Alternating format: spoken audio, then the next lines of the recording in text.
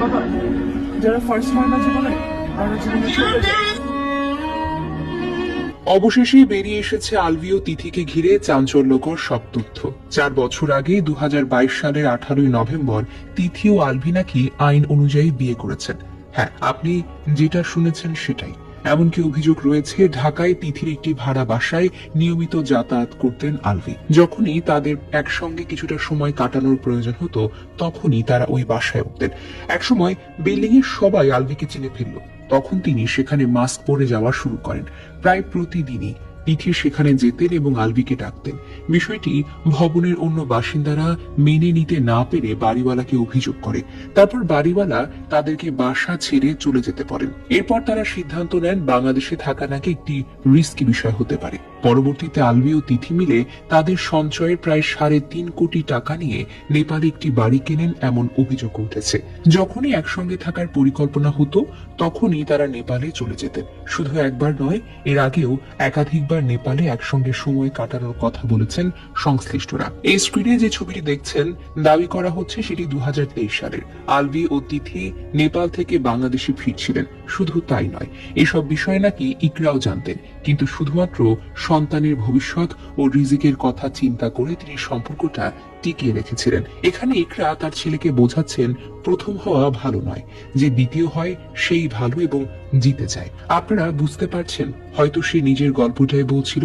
সে প্রথম হয়েও তো জিততে পারেনি, আর যে দ্বিতীয় হয়ে গেল সেই যেন জিতে গেল। আরেকটি ভিডিও রয়েছে যেখানে তার ছেলে বারবার নেপাল যেতে চাইছিল।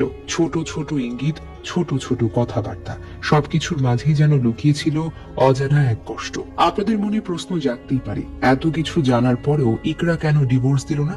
শুধু সন্তানের জন্য এত কিছু সহ্য করা কি সম্ভব? ঘনিষ্ঠ সূত্রের দাবি, যখন ইকরা বুঝতে পারলেন তিনি আর আলভিকে ফেরাতে পারবেন না, তখন তিনি ডিভোর্সের সিদ্ধান্ত নিয়েছেন। কিন্তু তিনি ভয় পাচ্ছিলেন, ডিভোর্স দিলে নাকি তাকে বদনাম করা হতে পারে। তাই তিনি চেয়েছিলেন প্রমাণ সংগ্রহ করে তারপর বিচ্ছেদের পথে হাঁটবেন। কিন্তু গতকাল দুপুরে ইকরা জানতে পারেন 2022 সালে নাকি আলভি তিথিকে বিয়ে করেছেন। এই খবরটাই যেন শেষ আঘাত হয়ে এলো, আর সে কষ্ট সইতে না পেরে চিরতরে চলে গেল ওপারে। এরপর তার জানাজা অনুষ্ঠিত হয় ময়মনসিংহের ভালুকায়, যেখানে অপেক্ষা করা হয়েছিল আলভির জন্য। সময় নির্ধারণ করা হয়েছিল বিকেল 5টা। সবাই ভেবেছিল অন্তত শেষ বিদায় তিনি আসবেন। 16 বছরের সম্পর্ক, শূন্য পকেট, যে মেয়েটি তার পাশে দাঁড়িয়েছিল, সংসার গড়েছিল, সন্তান জন্ম দিয়েছিল, কিন্তু নির্ধারিত সময় পেরিয়ে গেল। মাটির বুকে শায়িত হয়ে গেল ইকরা, আর যে মানুষটিকে এত বছর ভালোবেসেছিল সে আর এলো না। এই একটি দৃশ্যই যেন সব অভিযোগ, সব কষ্ট, সব কান্নার বাস্তবতা প্রমাণ করে দেয়। শেষ দেখাটুকু পর্যন্ত করলো না সে। যে মেয়েটা তার জীবনের সবচাইতে কঠিন সময়গুলোতে পাশে ছিল, তার জানাজার নামাজেও উপস্থিত হলো না। এটাই কি ভালোবাসা? এটাই কি দায়িত্ব? নাকি এটাই নিষ্ঠুরতার চূড়ান্ত রূপ? আজ মাটির নিচে ঘুমিয়ে আছে ইকরা, কিন্তু প্রশ্নগুলো রয়ে গেছে আকাশে ঝুলে। ভালোবাসা যদি প্রতারণায় শেষ হয়, তবে তার বিচার কে করবে? একটা সন্তান আজ মাকে হারিয়েছে, একটি পরিবার হারিয়েছে তাদের আদরের মেয়েকে, আর সমাজ পেয়েছে আরেকটি করুণ গল্প, ভালোবাসা, বিশ্বাস আর বিশ্বাসঘাতকতার।